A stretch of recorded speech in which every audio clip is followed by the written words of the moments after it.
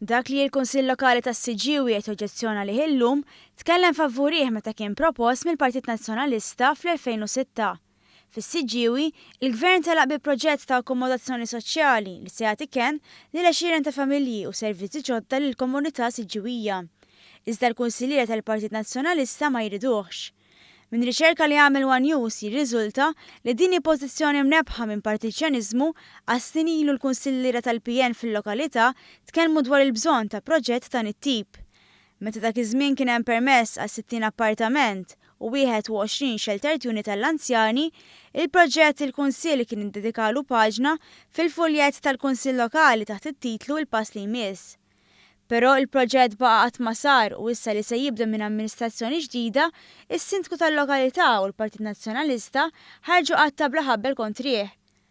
Anke jekk il-Gvern semma lir-residenti u naqqas solar minn dak maħsub oriġinarjament. Anke għall-isfida ta' parkeġġ il-Gvern ħaseb fit-tfassil tiegħu għalli se jinħolqu 150 parkeġġ meta l-liġi titlob inqas minn hekk. Il-komunità Siġġiewija se tgawdu wkoll minn ċentru għal ħarsien tat-tfal.